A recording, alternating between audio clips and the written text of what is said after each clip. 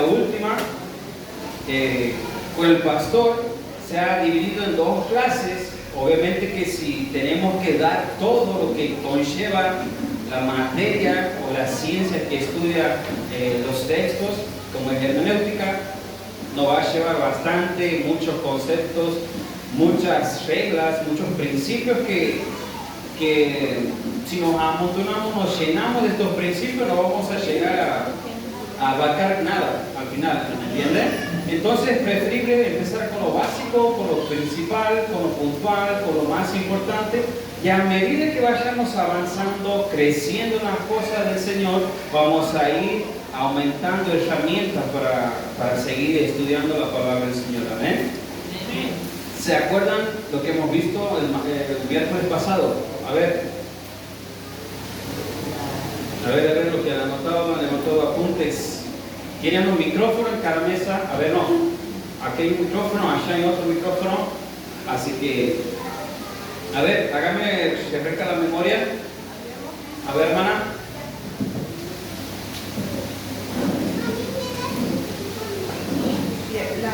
Buenas tardes, hermanos. Muchas bendiciones. La última parte que hemos visto es el significado de exegesis y eisegesis. Habíamos acordado que exegesis era aplicar. Es una aplicación para poder interpretar un texto bíblico en su significado original, ¿no es cierto?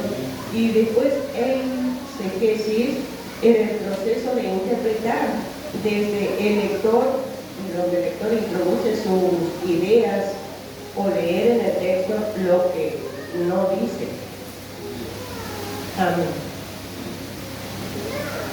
Amén. Esa es una parte de lo que hemos visto. A ver, ¿qué más?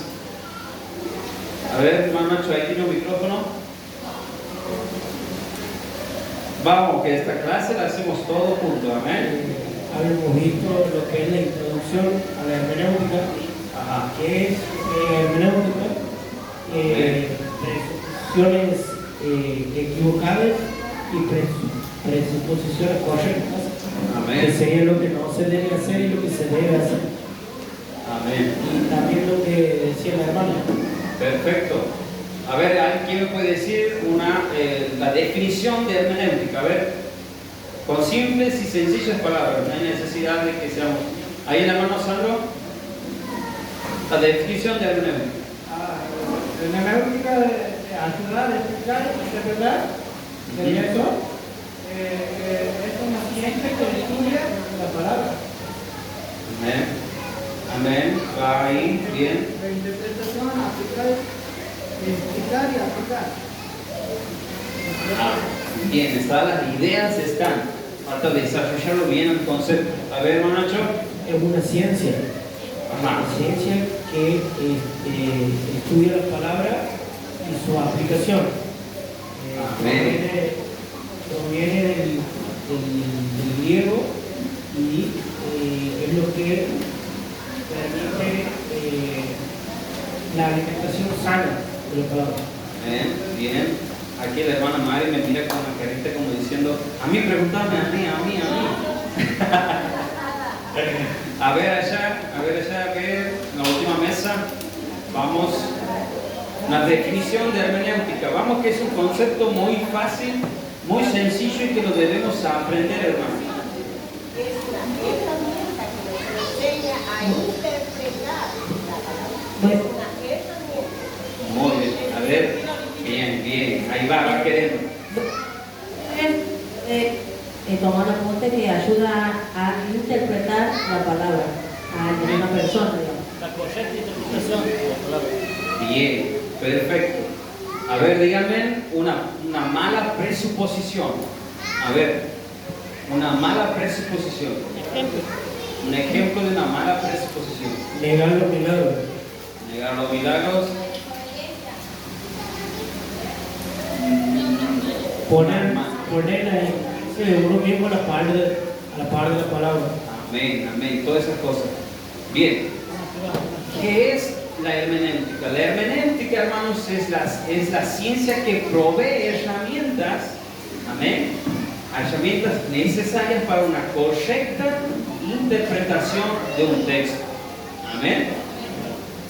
Estamos ahí. Esa es la hermenéutica, es la ciencia que provee herramientas necesarias para una correcta interpretación de un texto. Perfecto. Ahora, lo que nosotros hemos visto es la hermenéutica bíblica. Amén. ¿Cuál es la diferencia entre la hermenéutica bíblica y la hermenéutica hermenéutica? Que además, me escuchen, de proveernos herramientas para interpretar correctamente un texto, también nos provee herramientas para poder saber si nosotros estamos en condiciones para interpretar correctamente el texto. Amén. Digamos que la hermenéutica bíblica examina el texto como así también la lectora. Amén. Amén. Amén. ¿Se va entendiendo? Esa es la diferencia. La hermenéutica bíblica examina, provee herramientas para interpretar correctamente un texto y también nos provee herramientas para saber si nosotros estamos en condiciones para leer correctamente la palabra. Amén. Y eso es lo que se ha hecho la clase pasada. Hemos visto de qué manera debemos venir a la palabra del Señor. Amén. Para poder tener una correcta interpretación. Como hemos visto, las presuposiciones. Amén. Que son conceptos que tenemos antes de venir a la palabra. Amén. Conceptos, ideas que tenemos formadas en nuestra mente y con la cual venimos a la palabra de Dios, y en vez de llenarnos de la palabra de Dios, si tenemos presuposiciones incorrectas, vamos a leer conforme a lo que nosotros pensamos. ¿Me van entendiendo? Bien, esas son presuposiciones incorrectas. Por ejemplo, yo creo que los milagros no existen. Yo creo que los milagros no existen. Entonces, cuando vengo a la palabra de Dios y me empiezo a ver los milagros de Jesús, en mi conciencia, en mi mente se me forma una idea y le encuentro la parte lógica, el razonamiento a cada milagro. Amén. ¿Me va entendiendo? Por ejemplo, el milagro de los panes y los peces. La palabra de Dios dice que el Señor Jesús iba con la multitud, lo seguía. Amén. La multitud lo seguía y llegado un momento la multitud tenía hambre y no había que darle. Y Jesús preguntó a sus discípulos qué hay para darle de comer. Y juntando, trajeron unas canastas con unos par de peces y unos poquitos de pan. Amén. ¿Qué es lo que hizo Jesús? Lo bendijo, repartió a todos y alcanzó. Pero dice la palabra que antes de eso se acercó un joven y dijo: un niño, un muchacho, yo tengo esto para compartir. Amén. Una persona que tiene una presuposición de que los milagros no existen dice: no, es que eso no es un milagro. Es que realmente, ¿qué pasa? Todos sí tenían para comer, nada más que cuando han visto que ese niño ha sacado y ha dado todo lo que tenía, entonces ellos también han sacado y han compartido y la comida ha alcanzado. Amén. ¿Es una buena presuposición?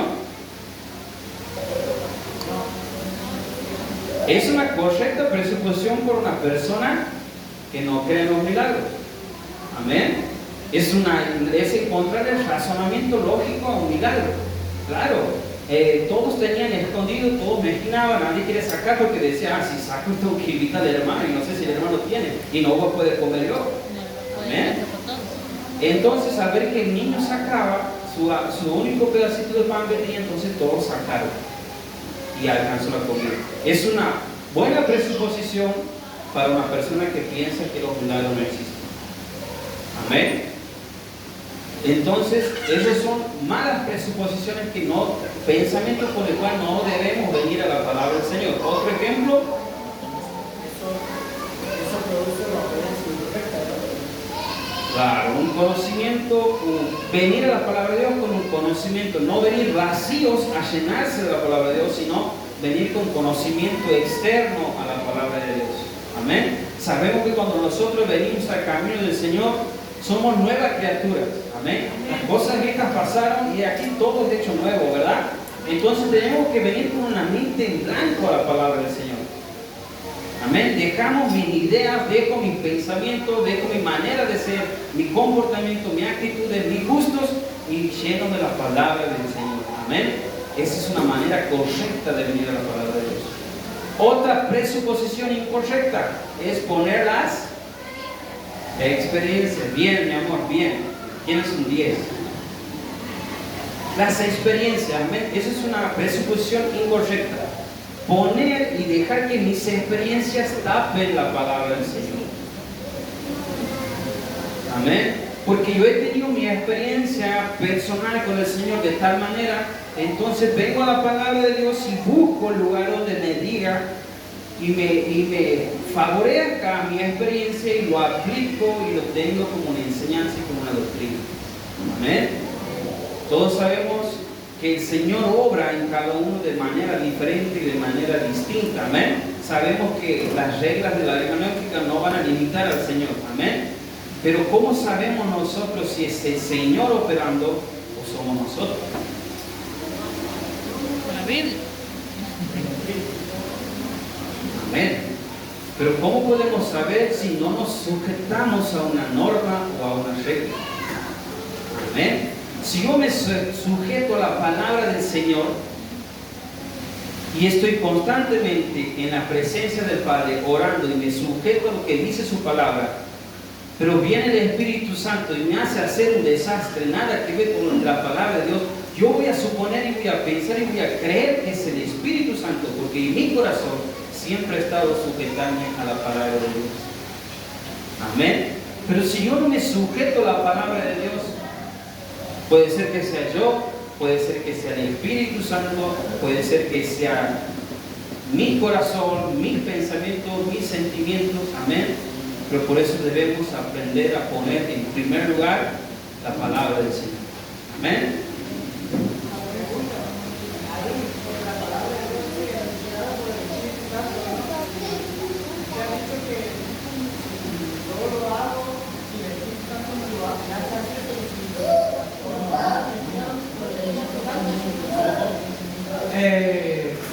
Usted dice que el Espíritu Santo por ahí dice soy yo, el Espíritu Santo que me mueve o me cambia o me despagina lo que iba a ser la palabra, hermano. Pero toda palabra es inspirada por el Espíritu Santo, ¿verdad?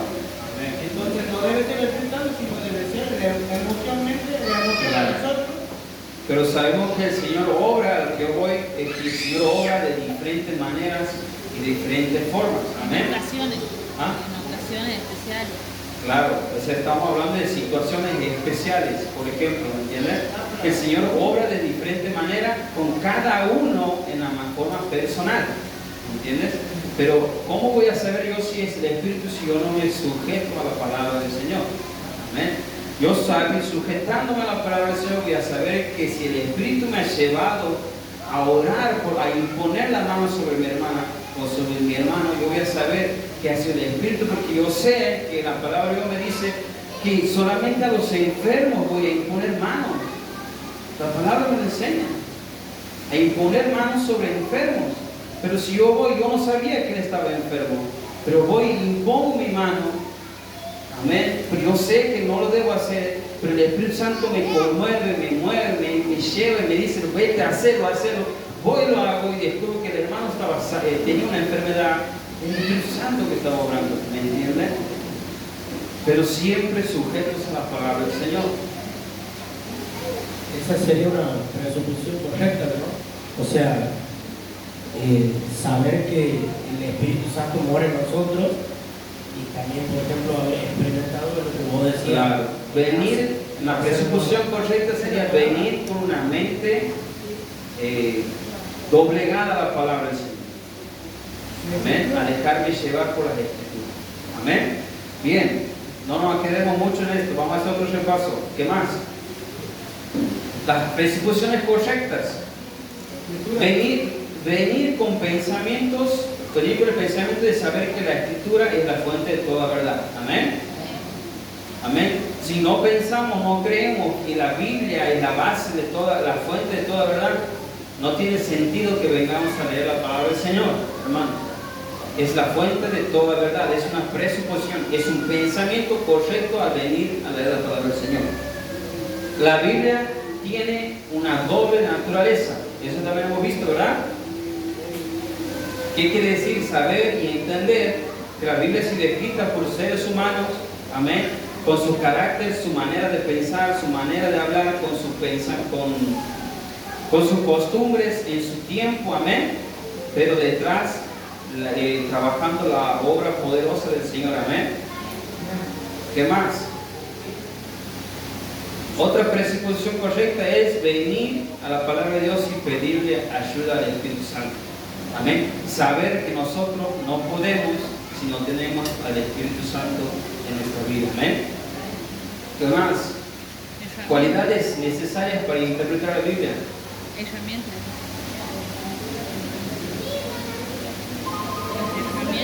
indocto, importante. Bien. ¿Qué más? ¿Qué dice? A ver, nómbrame algunas. Amén. ¿Qué más? Amén. Ser hijo de Dios. Amén. Amor profundo por la palabra. Amén. Un espíritu respetuoso a la palabra de Dios. Amén. Un espíritu sumiso a la palabra del Señor. Amén. Un espíritu imparcial. Amén. ¿Qué era eso? Un espíritu imparcial.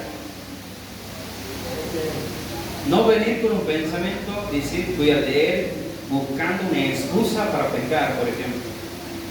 Amén. Voy a buscar qué dice la palabra de Dios para que pueda hacer con la conciencia limpia. Amén. No, sino con un espíritu imparcial. Amén. ¿Qué más? Espíritu dependiente del Espíritu Santo. Amén. Amén. Un espíritu que dependa del Espíritu Santo. Perfecto. Bien, entonces hemos visto que esta parte de la hermenéutica nos ayuda a acomodar nuestro corazón, nuestra mente, nuestro entendimiento para poder introducirnos a la palabra del Señor. Amén. Ahora, lo que vamos a ver es la hermenéutica, las reglas, amén, de la hermenéutica para movernos en la Escritura. Amén.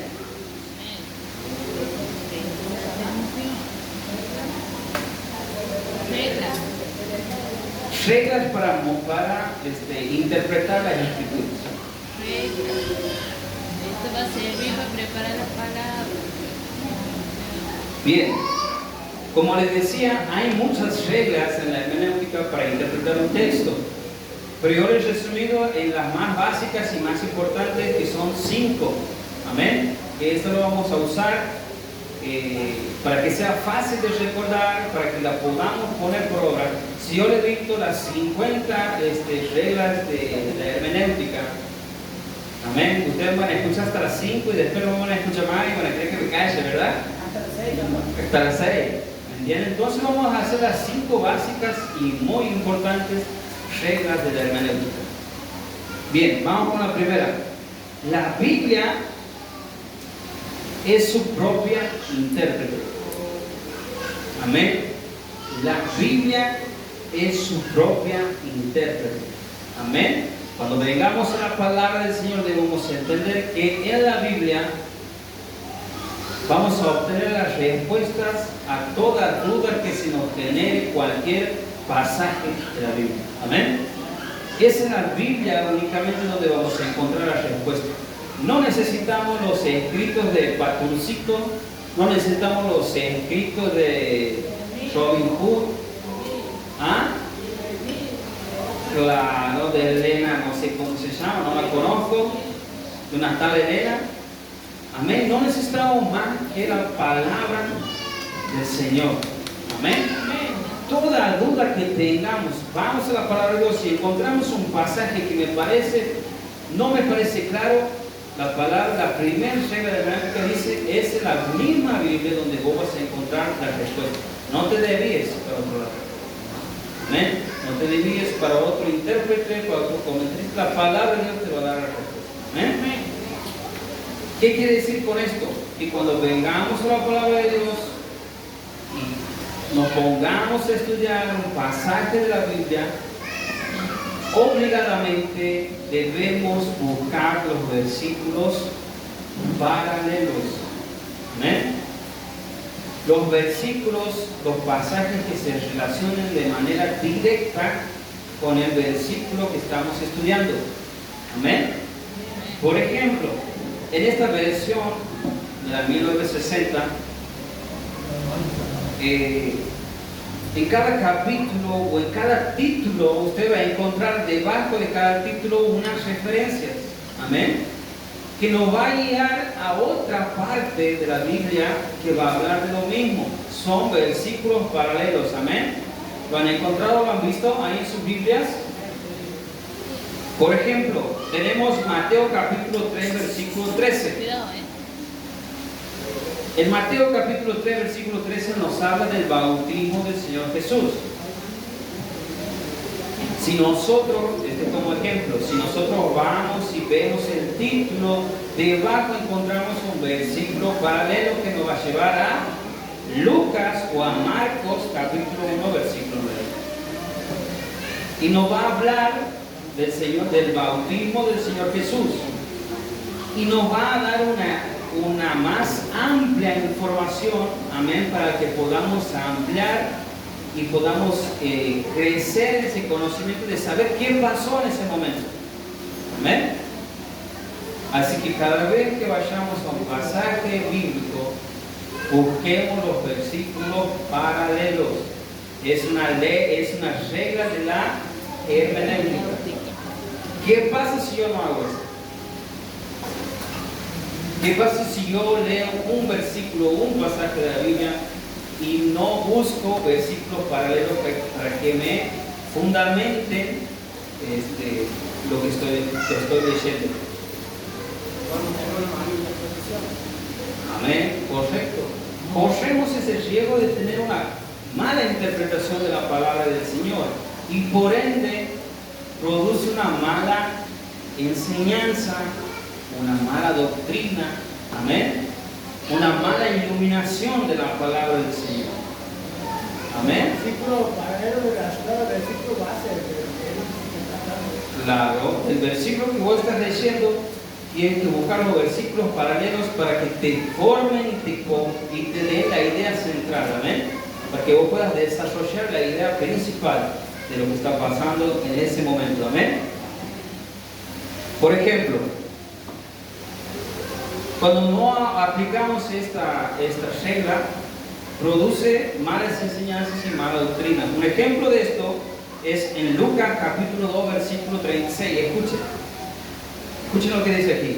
Estaba también allí Ana, profetisa, hija de Fanuel, de la tribu de Aser, de edad muy avanzada, pues había vivido con su marido 7 años. Amén, 7 años había vivido esta señora con su marido. Y había enviudado y ahora tenía 84 años. Se había casado de muy joven, había estado 7 años con su marido y había enviudado. Ya con 84 años, dice, no se apartaba del templo, sirviendo de noche y de día con ayuno y oración. Esta mujer, presentándose en la misma hora, daba gracias a Dios y hablaba del niño, del Señor Jesús, a todos los que esperaban la redención de Jerusalén. Había una mujer en el templo, cuando lo van a presentar a circuncidar al Señor Jesucristo, había una mujer que había pasado y ya tenía 84 años y que era viuda y se había dedicado al servicio del Señor. Amén. Ese es un versículo en el cual se fundamenta la doctrina de las monjas. Amén. Un versículo donde después, si buscamos otro versículo paralelo, no vamos a encontrar. Amén. Escuchen otro. San Juan capítulo 3, versículo 5. Respondió Jesús: de cierto te digo, el que no naciere de agua y de espíritu, dice, no puede entrar en el reino de Dios. Juan 3:5. Este pasaje es mal usado, es mal interpretado. ¿Para qué? Para justificar el bautismo por las aguas y que si vos no te bautizas, no sos salvo. Amén. Que si vos no te bautizas por las aguas, no vas a tener la salvación. ¿Puedes repetir la cita bíblica? Juan 3:5. Amén. O si no usan, por ejemplo,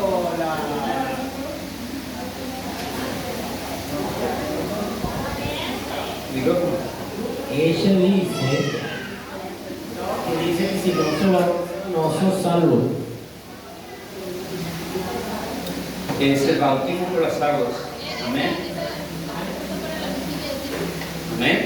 Ese es el versículo que utilizan para decir: si vos no te bautizas por agua, no sos salvo. Amén. Pero si nosotros vamos a lo que es la doctrina de la salvación, encontramos que no tiene nada que ver.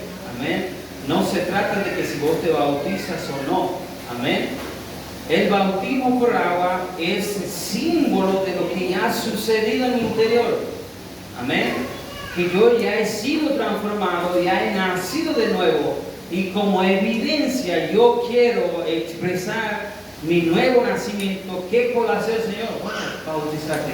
Expreso al mundo, amén, demuestro al mundo que todos vean que yo ya he nacido de nuevo. Amén. Pero en sí, el bautizarte, el acto de entrar al agua y salir, no es lo que te da la salvación. Amén. ¿Se va entendiendo? Pero hay pensamientos y doctrinas que enseñan eso. ¿Se va entendiendo? como por ejemplo, la enseñanza de la religión católica te dice esa parte que ella intercede ante el Padre porque en la boda de Caná te dice que convierta el agua en vino. Y bueno, Jesús le dice, no, bueno, no es mi hora todavía, pero le concede. Entonces ya se ha agarrado eso para decir que María intercede por el ser humano. Claro. Si nosotros vamos a buscar un versículo paralelo de eso, ¿encontraríamos algo parecido? No, porque eso sucedió una vez. Amén. Entonces no es base suficiente para generar o formar una doctrina, un pensamiento, una idea. Amén. Vamos por la otra. Mateo capítulo 5, versículo 23. Otro ejemplo. Malo, bueno. Otro ejemplo malo, de mala interpretación. Otro ejemplo de no aplicar la primera regla de la hermenéutica. Dice Mateo capítulo 5, versículo 23. Por tanto, si traes tu ofrenda al altar y allí te acuerdas de que tu hermano tiene algo contra ti, deja tu ofrenda delante del altar y anda, reconcíliate primero con tu hermano y entonces ven y presenta tu ofrenda. Dice, ponte de acuerdo con tu adversario pronto, entre tanto que estás con él en el camino. No sea que el adversario te entregue al juez y el juez haga algo así y seas echado en la cárcel. De cierto te digo que no salgas de allí hasta que pagues, dice, al último cuadrante. Ese versículo, este pasaje de la palabra del Señor, es utilizado para fundamentar el purgatorio. Amén. Pero si vamos a los versículos paralelos, no encontramos otro versículo paralelo que me fundamente esto. Amén. Más adelante vamos a ver, si aplicamos otras reglas, vemos que lo que habla aquí está hablando acerca de la ira. Amén. Y de la comunión con el Señor. Amén. ¿Se va entendiendo?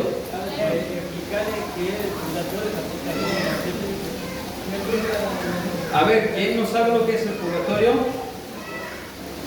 Bien, la religión católica enseña que si una persona se fue de este mundo sin recibir a Cristo o sin ser salvo, enseña que una vez muerto, las oraciones de los que estamos aquí van a poder sacarlo del purgatorio, terminar de pagar su deuda y pasar al cielo. Amén. El purgatorio es un lugar intermedio que no es ni el cielo y no es ni el infierno. Amén. Y que si se ora, y por eso creo que son los 9 días, ¿no? La novena, ¿no dice? O algo así. Que se ora, se hacen las misas. Es para eso, para que salga del purgatorio y vaya al cielo. Esa es la doctrina. Amén. En cambio, la palabra de Dios no fundamenta, porque no hay más versículos bíblicos que fundamenten ese pensamiento. Amén. Perfecto. Primera regla de la hermenéutica. La Biblia se interpreta por sí sola. Amén. Perfecto. Vamos por la segunda. Segunda regla de la hermenéutica.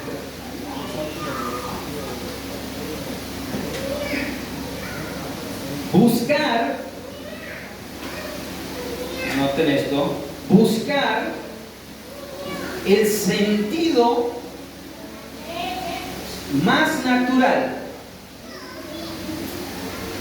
usual y ordinario de las palabras. Buscar el sentido más natural, usual y ordinario de las palabras.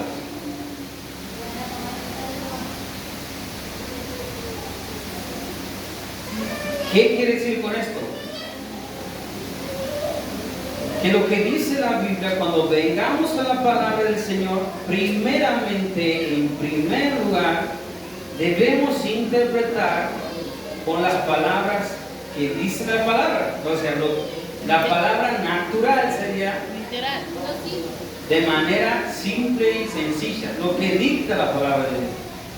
Amén. Por ejemplo, si la palabra de Dios me dice río, significa río. Es un río. Amén. Cuando yo vengo a la palabra de Dios y escucho y leo la palabra caballo, por ejemplo, significa su uso natural, su significado natural, su significado Literal. significado ordinario es caballo. Amén. Significa lo que dice. ¿Me van entendiendo? No debemos encontrar, la segunda regla, no debemos encontrar más allá de lo que dice la palabra. En primer lugar, debemos aplicar el uso natural de la palabra. Amén. ¿Se entiende? Por ejemplo, en Éxodo capítulo 12, versículo 3 dice, un ejemplo, Éxodo 12:3. Habla a la congregación de Israel diciendo, en el 10 de este mes, tómese cada uno un cordero, según la familia de los padres, un cordero por familia. Amén. ¿Cómo tomaríamos de manera natural, usual, amén, o de manera ordinaria la palabra cordero en este caso? El cordero, el animal. Es un cordero. Amén. No vayamos más allá de lo que dice. Amén. En primer lugar, uso usual de la palabra, lo que quiere decir la palabra. Amén. ¿Qué es un cordero? Es la cría de una oveja. Amén. A eso se refiere. Amén. El uso natural de la palabra. ¿Estamos ahí? Entonces, venimos a la palabra de Dios y primero leemos lo que dice y le encontramos el significado natural de la palabra. Si la palabra que dice es un cordero, es un cordero. Perfecto. Hay excepciones para esta regla. Amén.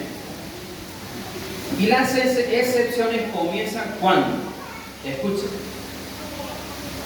lo que parece significar, cuando le aplicamos el uso natural de la palabra, contradice el resto de la Biblia. Amén. Por ejemplo, para que vayamos entendiendo. Bien, sabemos que en primer lugar debemos aplicar esta regla que es el uso natural de la palabra. Amén. Como dice, como está, y debemos darle el valor que nos está diciendo. No debemos encontrarle más allá No debemos estar más de eso. Bien, esta regla tiene excepciones. Amén. Cuando un pasaje en el cual estamos leyendo, si nosotros aplicamos esta regla de uso natural de la palabra, no le encontramos un sentido que se contradice con la otra palabra, con el resto de la palabra de Dios. Amén. Entonces ahí no aplicamos esta regla. Esperen que le doy el ejemplo y van a entender. Un ejemplo. Jesús dice esto: de cierto os digo, si no comen la carne del Hijo del Hombre, dice, y no bebéis su sangre, no tendrán vida con nosotros. Amén. Amén. Dice el Señor Jesús: si no comen la carne del Hijo y no beben la sangre, dice, no tendrán vida con nosotros. No tendrán vida en vosotros. Amén. Si yo le aplico el uso natural de la palabra, Aníbal. ¿qué le entiendo yo? Aníbal. Que debemos comer carne humana, ¿verdad? Si yo le estoy aplicando la regla del uso natural de la palabra, lo que quiere decir la palabra, entonces se contradice con toda la doctrina o la otra enseñanza de la palabra de Dios. ¿Por qué? Porque me está incentivando o me dice o me fomenta el canibalismo.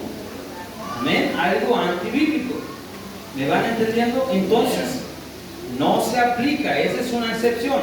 Cuando yo veo un pasaje de la Biblia que al aplicar la regla de uso natural de su palabra me tira un disparate, entonces no la aplico.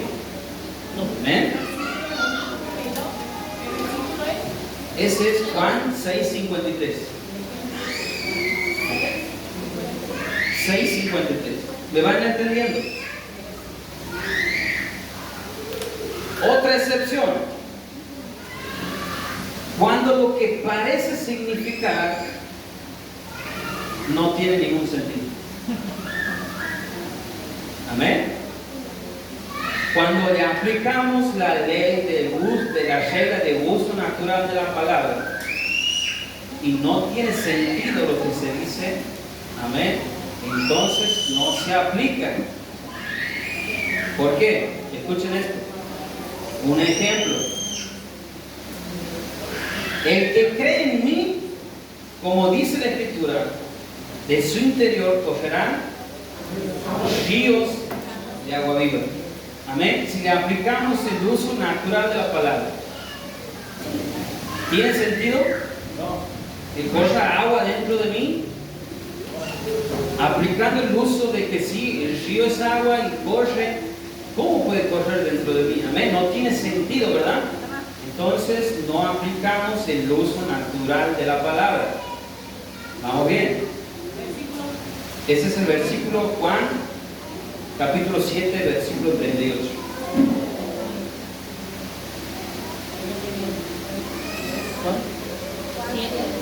Entonces, pasamos de interpretarla de manera literal, de manera natural, a interpretarla de sentido figurado. Amén.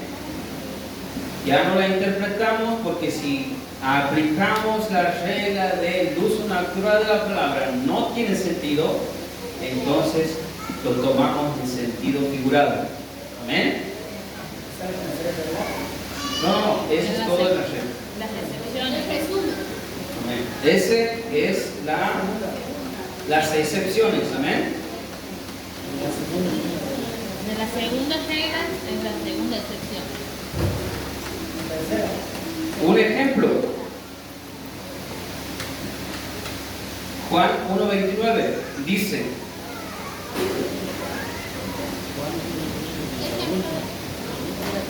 el siguiente día vio Juan a Jesús que venía a él y dijo: he aquí el Cordero de Dios que quita el pecado del mundo.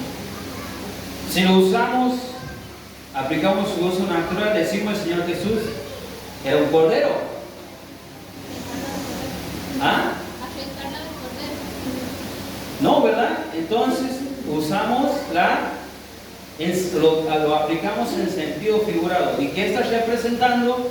Que Jesús, ¿qué te quiero decir? Que Jesús representa el Cordero del Antiguo Testamento, el cual se ofrecía como sacrificio. Amén. Y aquí el representante del Cordero que se usaba en el Antiguo Testamento para purificar el pecado, hoy es Jesucristo. Amén. Cristo era el símbolo, no, disculpen, la oveja era el símbolo de quien iba a venir a hoy, que era Cristo. Amén. Otro ejemplo, yo soy el pan de vida. El que a mí viene nunca tendrá hambre, y el que en mí cree no tendrá sed jamás. Amén.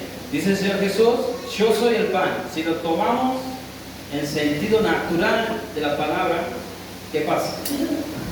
Como nos imaginábamos un pan francés ahí con una bata.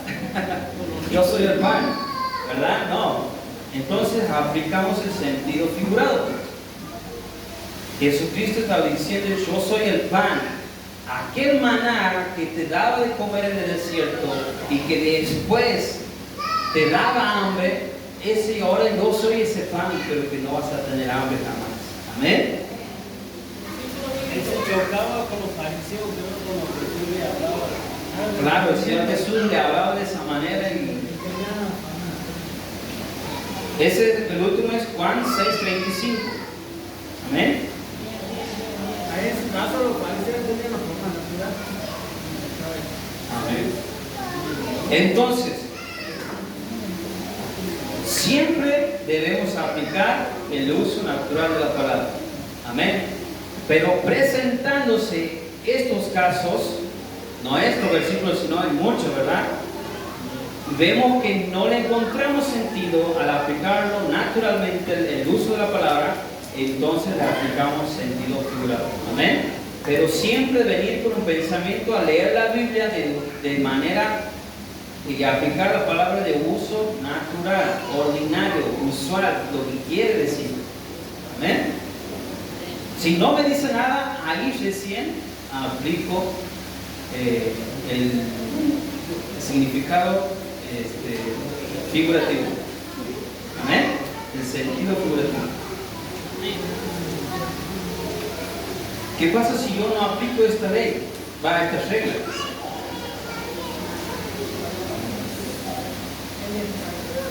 ¿Cómo? Si yo agarro y primeramente no examino lo que me quiere decir el texto en sí, y leo cualquier cosa y digo, a ver, voy y digo, el que no come mi carne y no bebe mi sangre no tiene parte conmigo. ¿Qué hago? Y empiezo a deducir cosas que me van a llevar a una mala interpretación. Amén. Perfecto, vamos a la regla número 3.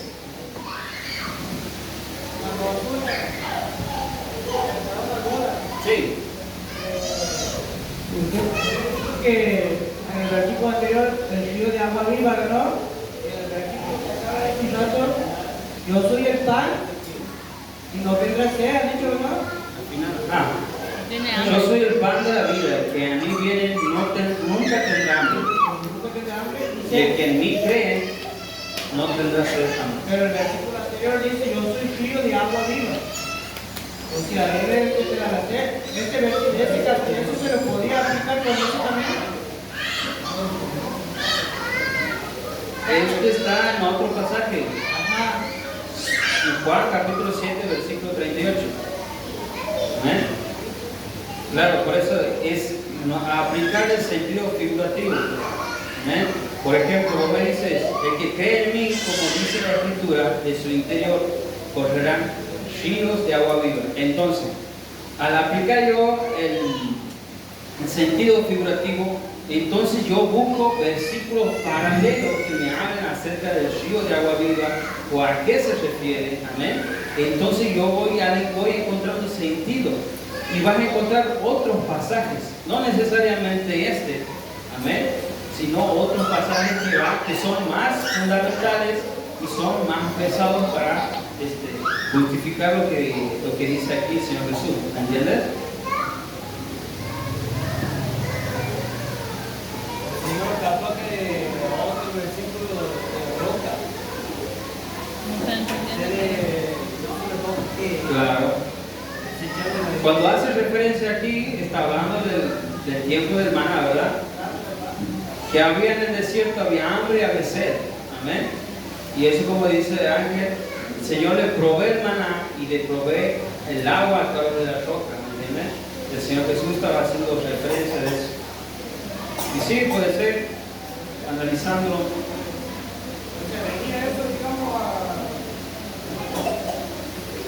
Claro. Amén. Sí, se dice, y yo sé para que no tenga sed de mí, que no. Eso que decía vos, ¿no? Ese primero y después el otro. Los dos son Claro. Sí, esto, como te digo, son sentidos figurativos en el cual vamos a encontrar, en esa manera vamos a encontrar pasajes que van a apoyar ese pensamiento, ¿me entiendes? Dice regla número 3 de la hermenéutica. ¿Estamos? Interpretar cada texto dentro. Interpretar cada texto dentro de su contexto histórico. Amén. Regla número 3 de la hermenéutica. Interpretar cada texto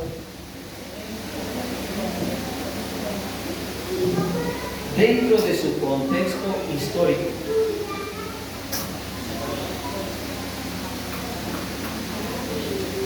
Amén. Cada libro de la Biblia es escrito por una persona en particular. Amén. En un lugar particular, en un momento en la historia muy particular. Amén. Y hace a una persona o con un motivo muy en particular. Amén. Entonces,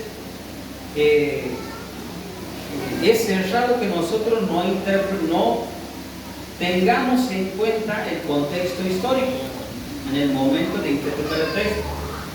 Amén.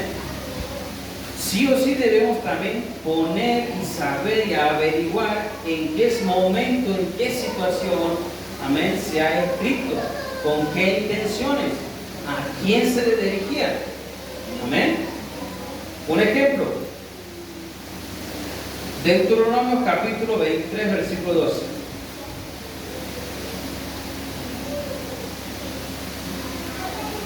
Tendrás, dice Deuteronomio, un lugar fuera del campamento a donde salgas.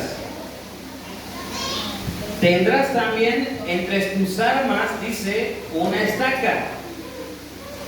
Y cuando estuvieres allá afuera, cavarás con ella y luego al volverte cubrirás tu necesidad. ¿Me entienden? Escuchen.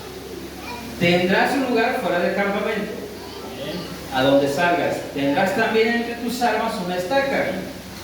Y cuando estuvieres allá afuera, cavarás con ella y luego al volverte cubrirás tu necesidad. Aplica para los que espirituales, para los campamentos. Amén. Yo leyéndolo de esta manera, ¿ustedes qué entienden?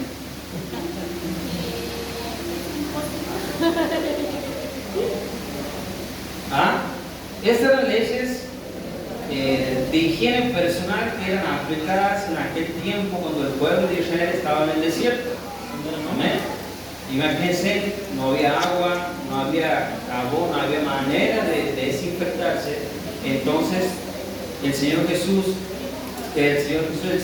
proveía daba esa sabiduría para que de esa manera puedan tener cuidado en la parte personal, en la higiene personal. Amén. Y debían andar cargando, cuando iban de guerra, y iban cargando una estaquita se alejaban del campamento, hacían cosas y hacían las necesidades lejos del campamento. Amén. Y de ahí volvían. Y si eso lo aplicamos ahora, sin leer el contexto, sin saber lo que él acabo de decir, le decimos, hermano, usted tiene que traer, porque la palabra de Dios dice, ande cargando su estaca. ¿Ah? ¿Se imaginan? Que venga el hermano del baño, por favor. No, aquí no tenemos baño. Aquí usted tiene que traer su estaca. La palabra de Dios que tiene que tener su estaquita. Amén. ¿Se imaginan? Ahí en la colonia va con la estaquita y hace sus necesidades de la tapa o si no directamente a... ¿Me entiende? Entonces, si yo tengo en cuenta el contexto histórico, el lugar donde se aplica esta palabra, a quién se le dirige, amén, cambia completamente el pensamiento y la idea. Otro ejemplo, dicen aquellos días, ese es Deuteronomio 23:12. En Daniel 10, capítulo 2, versículo 2 dice: en aquellos días yo, Daniel, estuve afligido por un espacio de 3 semanas. No comí manjar delicado, ni entró en mi boca carne ni vino, ni me ungí con ungüento hasta que se cumplieron las 3 semanas. Y el día 24 del mes primero estaba yo a la orilla del gran río Hiddekel, y alcé mis ojos y miré, y aquí un varón vestido de lino. ¡Wow! Sí. Miren lo que hizo Daniel. Ayunó por 21 días, se puso decidió no contaminarse con nada, y se le presentó un varón de Dios, el cual le traía o tuvo una visión. Miren, entonces Dios tiene que hacer eso conmigo también. Me meto yo 21 y paso hambre los 21 días y el Señor tiene que actuar de esa manera. Y no se bañaban. Amén. ¿Entienden? Pero cuando vemos que el contexto histórico, la situación en la cual el pueblo de Dios estaba siendo cautivo por el rey, por pueblos extranjeros, ¿verdad?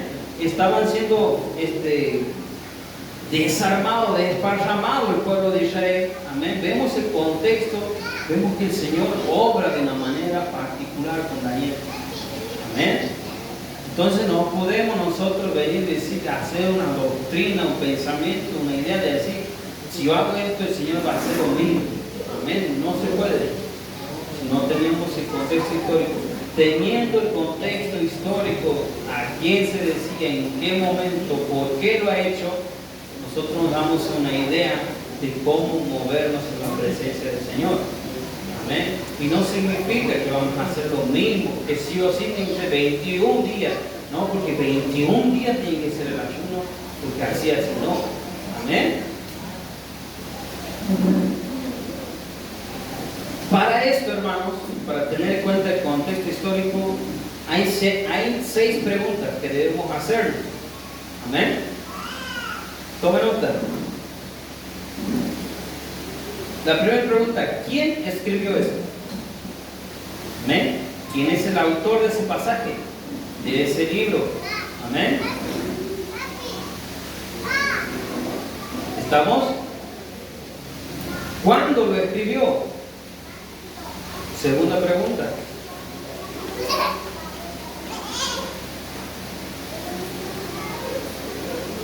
Amén. ¿Para quién lo escribió? ¿O para quiénes?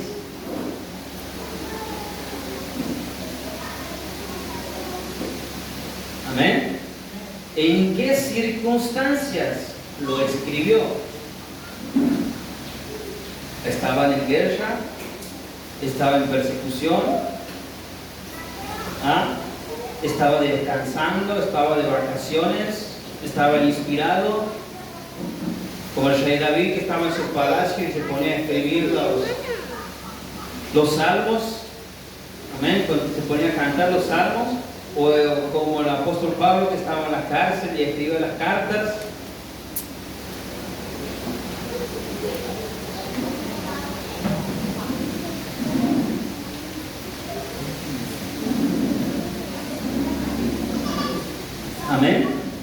¿En qué circunstancias? ¿Estamos? ¿Con qué intención o propósito lo escribió?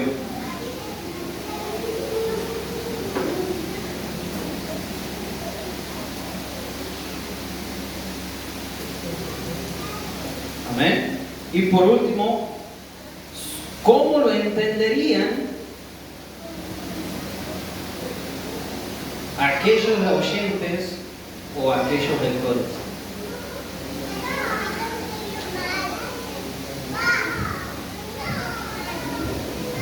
Amén.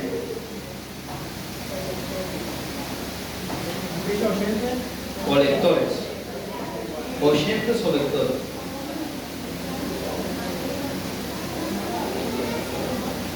Amén. No es lo mismo también que le escriba una carta a una persona que está pasando persecución, a una persona que tiene una misión o que tiene una tarea, amén, o que está pasando un momento difícil. Amén. ¿Cuál es otra mano? Bueno, tienes un 10 igual. Amén. Entonces, vamos haciendo el repaso. Ve que está pichita, ¿verdad? Está pichita, fácil de entender, amén, fácil de aplicarlo, amén, así que no nos quedemos, que ese papelito no se guarde, quede perdido ahí en el mueble, sino que lo empecemos a aplicar, amén. Bueno, primera regla, la Biblia es su propia intérprete, amén. Segunda regla, buscar el sentido natural, usual y ordinario de las palabras. Amén. Excepciones cuando el significado contradiga a la escritura. Amén. Contradiga la palabra de Dios. O cuando el significado no tiene ningún significado. Amén. Perfecto. Regla número 3. Interpretar el contexto, su contexto histórico. Amén. Vamos con la regla número 4 de hermenéutica. Hay que interpretar cada texto dentro de su contexto literario. Amén. Vamos, que ya terminamos. Ya nos vamos a casa. Regla número 4. Interpretar cada texto dentro de su contexto literario. Amén. El anterior era contexto histórico. Ahora el cuarto es contexto literario. Amén.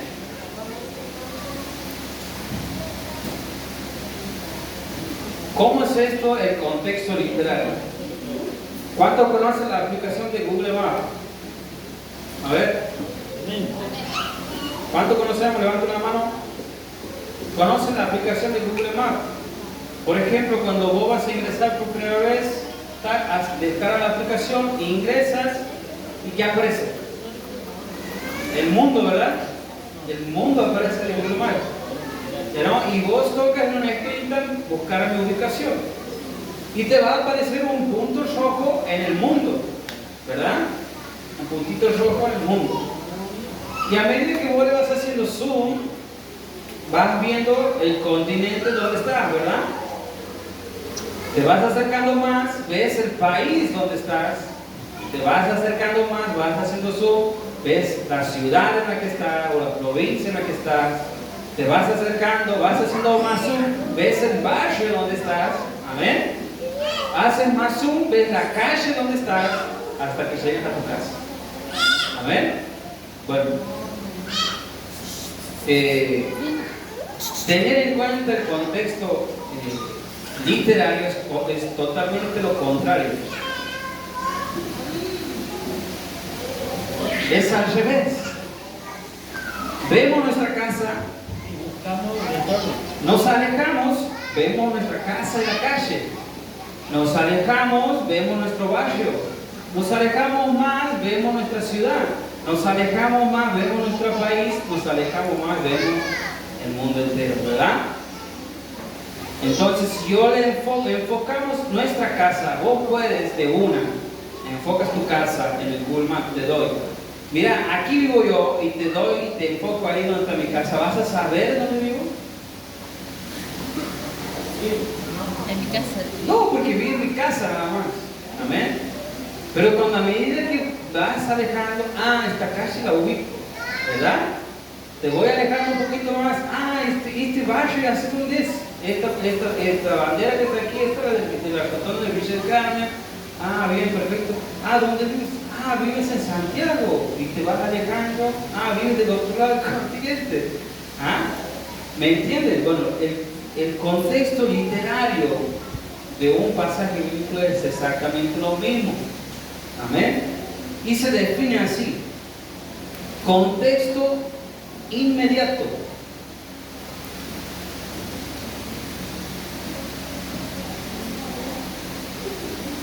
Son los versículos que rodean al texto que se estudia. Amén. Contexto inmediato. Son los versículos que rodean al texto o al versículo que estoy estudiando. Amén. El primer alejamiento. Leo un versículo y ¿qué opino de ese versículo? No entiendo, es muy cortito, no sé qué dice, pero me alejo un poquitito y veo los versículos de alrededor y ya le voy encontrando forma, ¿verdad? Contexto inmediato. Vamos entendiendo. Nos alejamos un poquito más, nos alejamos un poquito más del mapa. Contexto mediato.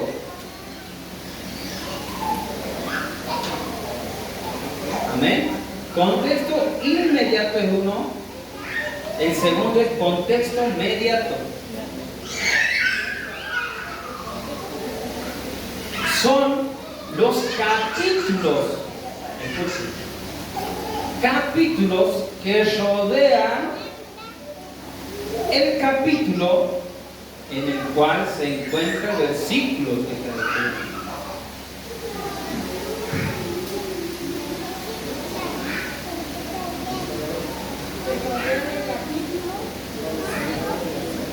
Que rodea el capítulo en donde se encuentra el versículo que estás estudiando. Vamos otra vez. Contexto mediato. Son los capítulos que rodean al capítulo donde se encuentra el versículo que yo estoy estudiando. Amén.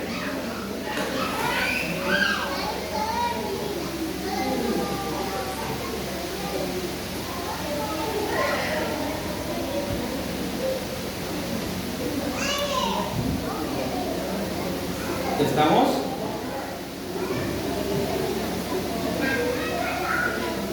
Amén. ¿Estamos? Bien. Contexto testamentario.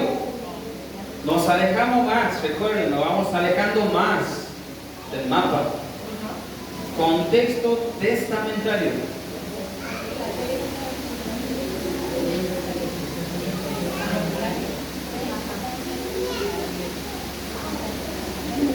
Es el testamento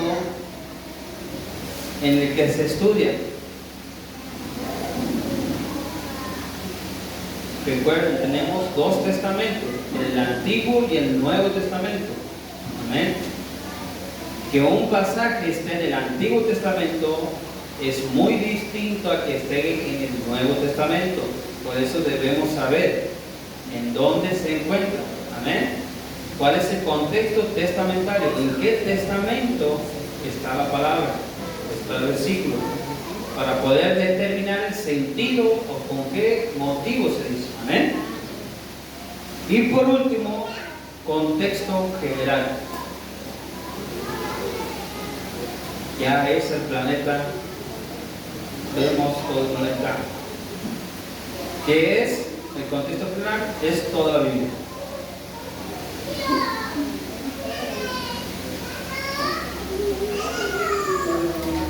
Amén. ¿Vamos entendiendo? ¿No nos hemos perdido? Sí, no hemos perdido.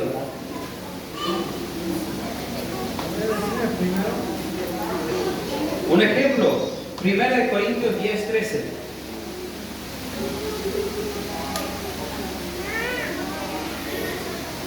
De aquí, hermanos, comienzan esos pasajes en los cuales hay una mala interpretación, por las cuales hay malas enseñanzas, malas doctrinas.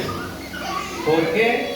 Porque no se tiene en cuenta los versículos, el capítulo en donde se dice, el lugar, el libro en el cual se dice a quién se está dirigiendo, ¿verdad? Escuchen, dice 1 Corintios 10:13, nos ha sobrevenido ninguna tentación que no sea humana, pero fiel es Dios que no os dejará ser tentado más de lo que podéis resistir, sino que dará también juntamente con la tentación la salida para que podáis soportar. Amén. Cuando uno lee este pasaje solamente y no lee su contexto literal, amén. ¿Cuál es el primero? Contexto inmediato.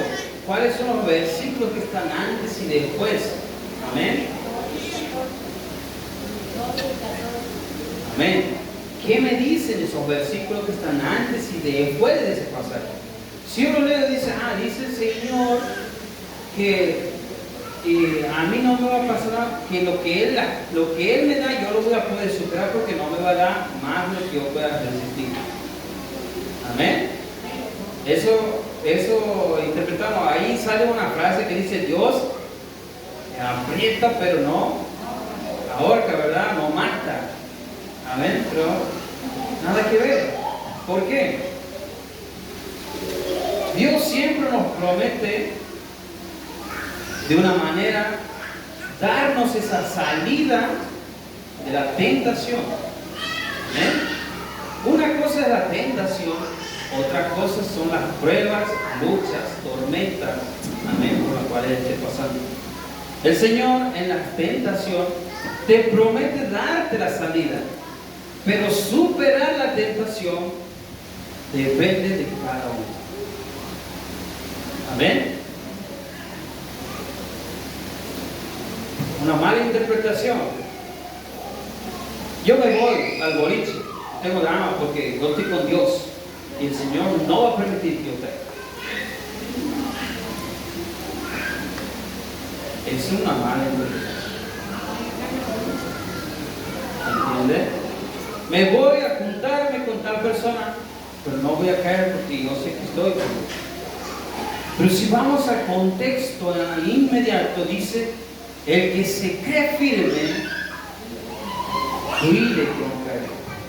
Amén. Vamos al versículo. 1 Corintios, léalo usted mismo.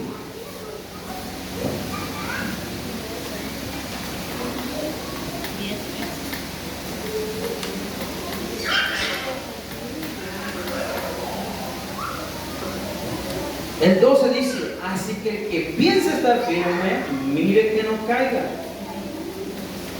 Dice el 14, el que está después, por tanto, amados míos, ¿qué dice? Huid de la tentación. Te está diciendo, vete tranquilo que yo te voy a acompañar, yo te voy a respaldar. ¿Te está diciendo eso? Huid de la tentación. Porque yo te puedo dar la herramienta para que vos decidas, pero depende de vos. Amén. Y es totalmente contrario porque el apóstol Pablo dice en 2 Corintios capítulo 1 versículo 8, escuchen lo que dice el apóstol Pablo. Totalmente lo contrario de lo que nosotros pensamos. Nosotros creemos que el Señor nos va a poner pruebas nos va a poner cargas para que podamos superarla, para que vamos a aguantar, vamos a resistir, porque el Señor no nos va a dar una carga más pesada de la que podamos llevar. Mala interpretación. Miren lo que dice aquí el apóstol Pablo. Porque, hermanos, no queremos que ignoréis acerca de nuestra tribulación que nos sobrevino en Asia, pues fuimos abrumados sobremanera más allá de nuestra fuerza, más allá de lo que podíamos soportar, de tal modo que aún perdimos esperanza de conservar nuestras vidas. Miren hasta dónde los lleva el Señor. Y uno dice, no, el Señor no aprieta, pero no mata, no ahorca. La palabra de Dios me dice otra cosa. Escuchen, pero tuvimos en nosotros mismos sentencia de muerte, para que no confiásemos en nosotros mismos, sino en Dios que resucita a los muertos. El Señor lo ha exprimido tanto que le ha quitado toda esperanza de vida.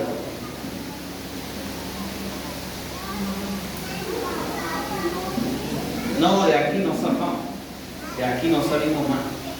¿Entiende? Entonces, cuando no leemos el texto inmediato y leemos solamente el pasaje, creamos enseñanza, pensamientos equivocados, hermanos. Amén. Otro ejemplo. Proverbios capítulo 22, versículo 6. Vamos, ya terminamos, ya nos vamos enseguida. 22, capítulo 6. Dice: instruye al niño en su camino, y aun cuando fuere viejo, no se apartará de él. Amén. ¿Cuánto hemos tomado esa palabra? ¿Cuánto usamos esa palabra en nuestra vida? Señor, yo creo en tus promesas. Creo, Señor, que tú dices tu palabra. Amén. Pero déjame decirte que no es una promesa.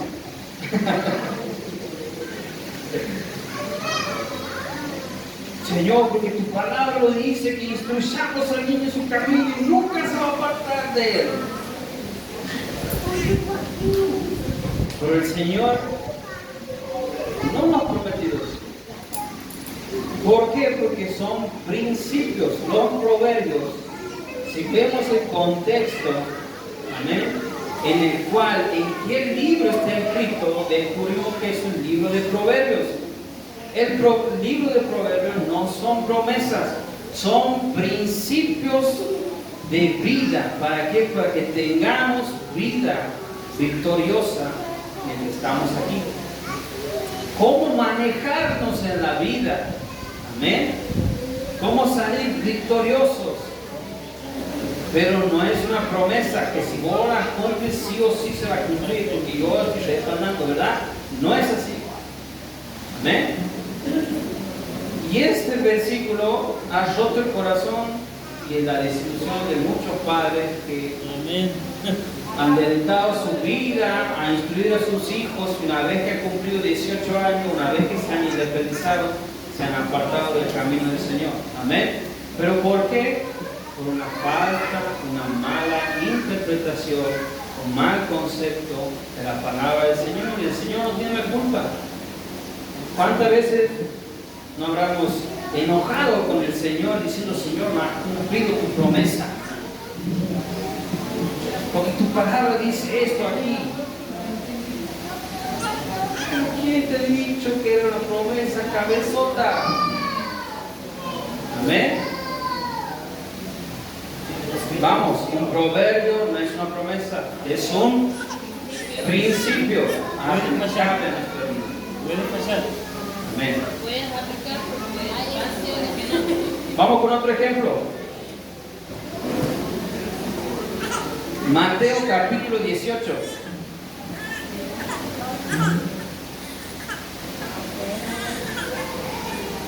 Gracias, mi amor, ya tienes 30 puntos. Mateo capítulo 18, versículo 20.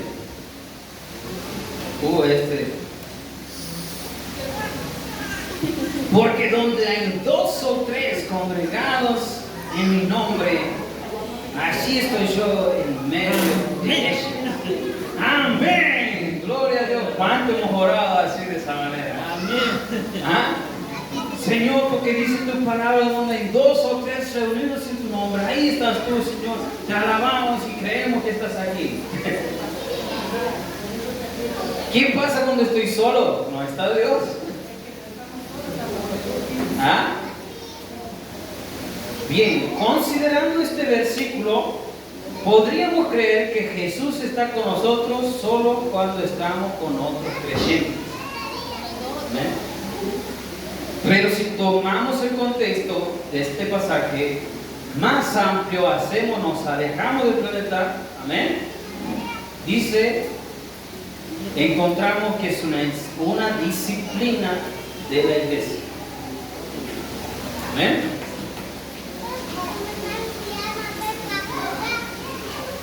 Cuando otro creyente peca y no escucha a un hermano decirle, reprenderle por ese pecado, dice, llama 2 o a 3 testigos, creyentes, hermanos de la iglesia. Y si no escucha, se lo lleva delante de la iglesia. Amén. Es una disciplina. Amén. El Señor Jesús está diciendo, yo apoyo esta disciplina que se aplica en tal circunstancia en el pueblo de Dios, en la casa del Señor. Yo estoy ahí. Amén. Si 2 o 3 hermanos me dicen, hermano Maxi, déjame decirle que lo hemos visto paseándose por el boliche tanto a las 3 de la mañana, hermano, deje de hacerlo. Viene uno y me dice, hermano, sí, hermano, lo voy a dejar hacer. Pasa la semana y el hermano Maxi otra vez en el boliche dando vuelta. Llamo 2, 3 testigos. Mire, hermano, usted debe dejar de comportarse porque usted es un siervo, uno que está al frente. Amén. Su testimonio es muy importante. Puede matar a otras almas, puede derribar al débil, puede destruir al débil. Deje de tener esa actitud. Sí, tienes razón, lo voy a dejar hacer. Y dice el Señor, yo estoy ahí en esa decisión. Si usted no termina con esto, se lo va a hacer delante de toda la iglesia. Para vergüenza. Y si se arrepiente, gloria a Dios. Amén. Pero el Señor dice, yo estoy ahí en ese acto de disciplina. Hermano, eso cuando una persona del mundo le dice, o cuando un hermano de la iglesia, porque si lo llevo al contexto, supongamos que yo estoy en el boliche, un hermano de la iglesia mujer, pero también estoy en el boliche. Saliendo.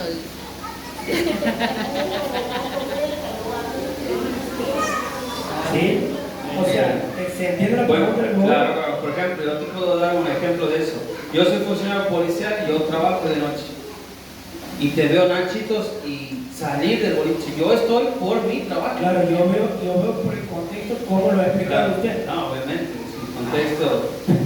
Pero usted dice que Mike está en el boliche. ¿Quién lo ha visto?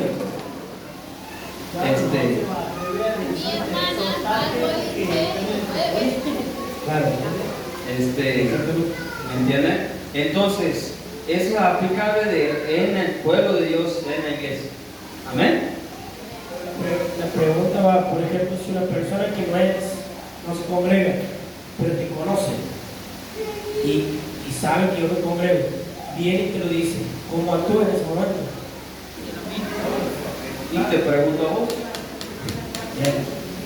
Te pregunto, mira, hermano Nacho, esto me ha llegado, ¿es la verdad esto? Sí, es la verdad. Si vos estás sincero y sos honesto, es la verdad. Si no, en cualquier momento el Señor va. Y si esa persona te confunde y tu pensamiento sigue siendo el mismo, por más que yo te diga no.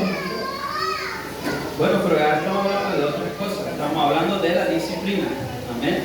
Estamos hablando en caso de que sea sincero la respuesta. Amén. Viene un hermano me dice a mí, mira, he visto a tal persona, yo sé que no me puedo dejar de llevar por lo que él diga, lo que él piense. Yo tengo que darte, por ejemplo, a vos, el beneficio de la duda. Yo vengo y te pregunto, mira Nacho, escucha, me han dicho esto, aquello, ¿verdad? No, hermano, pastor, no, hermano, no es verdad, ¿listo? Por eso, ¿cómo queda su pensamiento? Bueno, pero esa es la idea, y yo tengo que tener esa lucha. Si yo estoy pensando mal y sigo creyendo que vos no, él está mintiendo, bueno, y ese ya es el arreglo mío con el Señor. ¿Entiendes? Ya es mi trato personal con el Padre. Amén. Esa es la duda. Otro ejemplo, Mateo capítulo 7, versículo 1.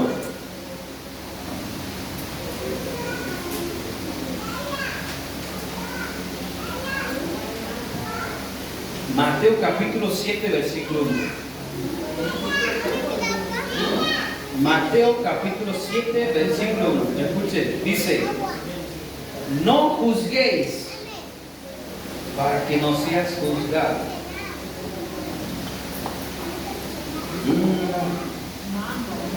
¿Cuánto me usó esa palabra?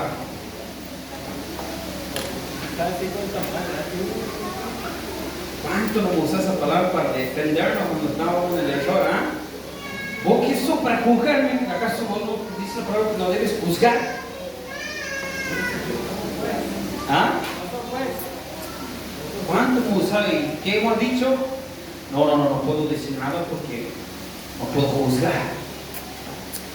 Porque el Señor dice que no juzgue. Y el tipo sigue la misma rebeldía, sigue la misma Sigue siendo el actitud. boliche. Seguimos con el ejemplo de boliche. Sigue la misma actitud, sigue el mismo comportamiento. Y yo no puedo juzgar, ¿no? Porque la palabra me dice, no juzguéis, porque no juzguéis para que no seamos juzgados. ¿Ven? ¿Cuánto hemos tomado esa palabra de esa manera? Dice, Jesús condenó en este pasaje, Jesús condenó el acto de juzgar, que no debíamos juzgar, escuche, de una manera severa, crítica y motivada por una actitud hipócrita y autojusticiada. Y de autojusticia. ¿Amén? El Señor Jesús dice, no juzgues para no ser juzgado. Te dice, vos te fijas la paja del ojo ajeno, pero no te fijas la viga que tienes en tus ojos. Amén. Pero el Señor Jesús dice, quita primeramente que tu viga, la viga de tus ojos, para poder quitarle la paja del ojo ajeno. Amén. El Señor no es que está juzgando la actitud de juzgar, que vos no puedes juzgar, sino que lo hagas de una manera hipócrita. Amén. Yo cómo puedo juzgarte de que vos vas al boliche cuando yo estoy yendo al boliche. Yo cómo puedo juzgarte de que vos tomas alcohol cuando yo tomo alcohol. De que fumas cuando yo fumo. Amén. De que estás en desobediencia cuando yo soy el más rebelde de la iglesia.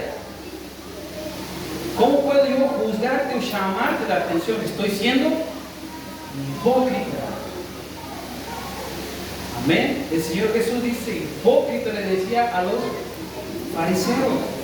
Sepulcros blanqueados le decía. ¿Por qué? Por fuera muestran una cosa hermosa, linda, pero por dentro están podridos, llenos de muerte. Amén. Dice, no es nuestro lugar determinar los motivos por el cual la persona está haciendo lo que hace. Pero sí es nuestra responsabilidad identificar de manera gentilmente el comportamiento que Dios ya ha juzgado como pecado. ¿Amén? Yo no puedo juzgar que el hermano ya es la cuarta, quinta vez que ha caído jugar ese y él lo hace porque quiere o lo hace porque le gusta. Yo no estoy para eso, pero sí estoy para mostrarle el error. Amén. Sí estoy para mostrarle, decirle, mire hermano, con todo el corazón y todo el amor del mundo, mire hermano, esto tal vez usted no lo sepa o tal vez no, nunca se lo ha dicho, Pero eso que usted está haciendo, eso Dios lo condena, es pecado. Amén. Eso como usted se está comportando es pecado. Siempre con el amor de Cristo. Amén. ¿Cuál es? Con un objetivo principal de apartarlo al hermano del pecado. Amén. Ese es el motivo y esa es la intención que debe haber en mi corazón en el momento de llamarle la atención y juzgar lo que él está haciendo. Lo hago con el amor de Cristo para sacarlo del lugar, para alejarlo del pecado. No venir a acusarlo y señalarlo para que se hunda más. Amén. Por ejemplo, dice la palabra de Dios en 1 Corintios 5:5. Ejemplos lo que nos manda la palabra de Dios a juzgar en el pueblo de Dios, en la casa de Dios, a nuestros hermanos. Dice que el tal sea entregado a Satanás, dice el apóstol Pablo, para la destrucción de la carne, a fin de que el espíritu sea salvo en el día del Señor. No es buena nuestra jactancia, dice. ¿No sabéis que un poco de levadura leuda toda la masa? ¿Leuda toda la masa? Aquí. Limpiamos pues la vieja de la levadura para que seáis nueva masa sin levadura. Porque nuestra Pascua es Cristo, ya fue sacrificada por nosotros. Dice el 12. Porque ¿qué razón tendría yo para juzgar a los que están de afuera y no juzgo a vosotros que están dentro? Dice el apóstol Pablo. ¿Cómo puedo juzgar a los del mundo y no aplico esa manera de juzgar en mi pueblo, en mis hermanos, en los que estamos en Cristo? Porque a los que están afuera, Dios los juzgará. Pero los que están aquí dentro, dice, quitad pues a ese perverso de entre vosotros.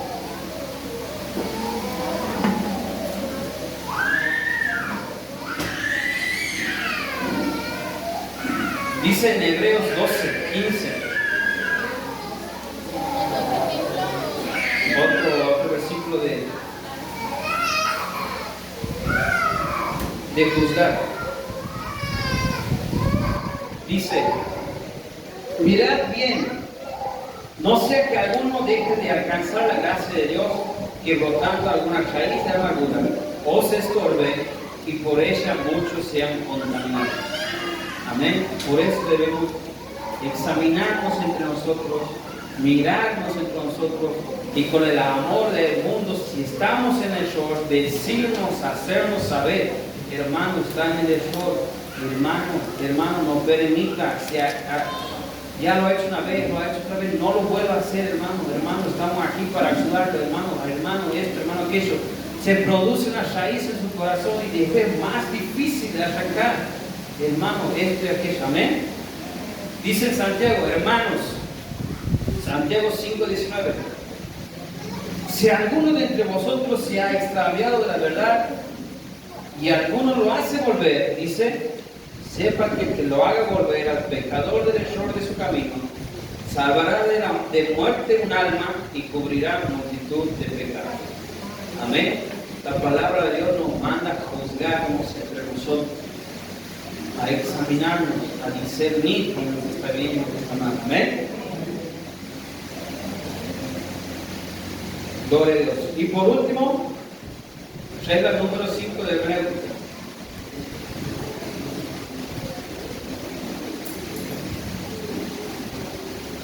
Regla número 5 de hermenéutica. Hay que tener en cuenta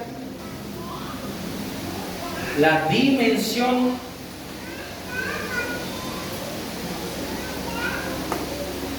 cristológica de las Escrituras. Cristológica.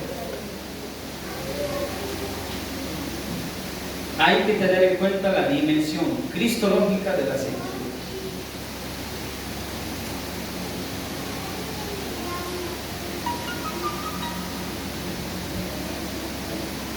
Dice, a pesar de las características concretas de cada libro, hay un solo mensaje principal a lo largo de toda la Biblia. Dice, Cristo, el Evangelio y la salvación. Amén. El Antiguo Testamento apunta hacia Cristo que va a venir, y el Nuevo Testamento apunta a Cristo que ya vino. Amén. Y hay que tener en cuenta esta dimensión cristológica a la hora de interpretar cualquier parte de la Biblia. Hay que evitar dos peligros. Uno, el peligro de no ver a Cristo en donde está. Cuando ves un pasaje, siempre con la mirada en Cristo. Amén. Cuando venimos a la palabra de Dios con la mirada en Cristo. Amén. Dice, y no debemos caer en dos peligros. El peligro de no ver a Cristo en las Escrituras. ¿Qué quiere decir esto? Que nuestra motivación no es glorificar a Cristo, que muchas veces venimos a la palabra de Dios con una sola motivación de fomentar nuestro ego, de crecer nuestro conocimiento y no hacerlo para Cristo, para que las almas sean salvas, para que otros hermanos lleguen a Cristo, sino porque queremos crecer nosotros mismos. Amén. Entonces ya hemos quitado nuestra mirada de Cristo. Amén. Peligro de no ver a Cristo donde está. Y segundo, el peligro de creer ver a Cristo en donde no está. Amén.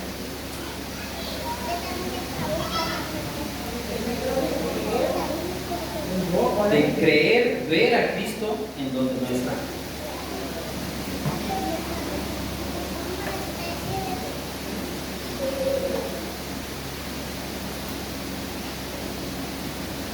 Muchas veces cuando venimos a la palabra de Dios nos enfocamos en las cosas que dice la palabra de Dios y estudiamos lo que dice la palabra de Dios.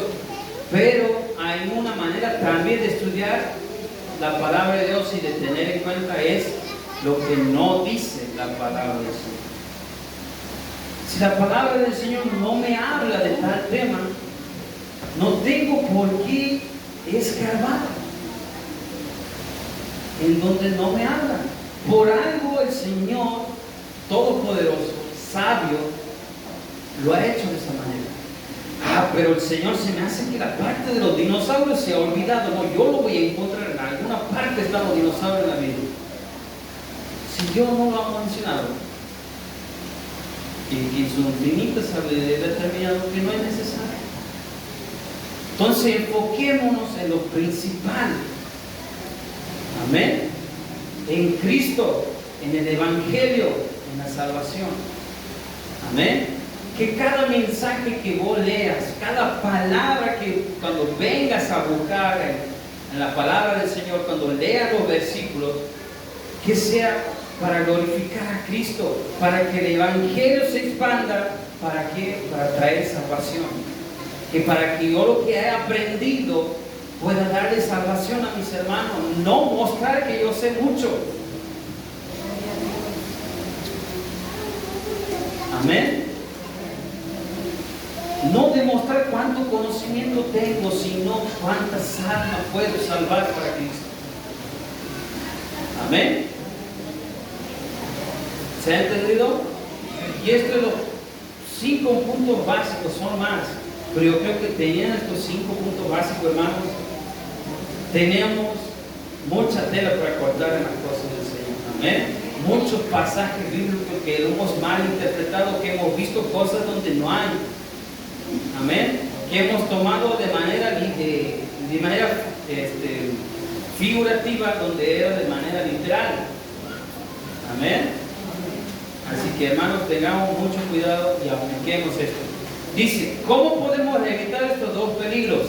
De no glorificar a Cristo, de no hacer crecer el Evangelio y no predicar la salvación, aplicando estos principios de interpretación. Amén. Apliquémonos, acostumbrémonos a aplicar, hermanos. Son 5 nada más. 5, se lo ha reducido en 5. Amén. ¿Cuáles eran? La Biblia se interpreta por sí solo. Amén. Amén. El segundo, primeramente buscar el sentido natural de la palabra. Lo que me dice la palabra, eso es, no me escarbo más. Amén. El tercero,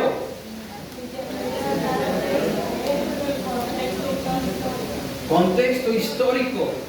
Segundo, contexto literario. Y por último, que el enfoque sea en Cristo. Amén. De tener en cuenta la dimensión cristológica, que todo me habla de Cristo. Amén. ¿Se ha entendido, hermano? Bueno, vamos a dar un fuerte aplauso a nuestro Señor Jesucristo y damos por finalizado esta clase de hermenéutica.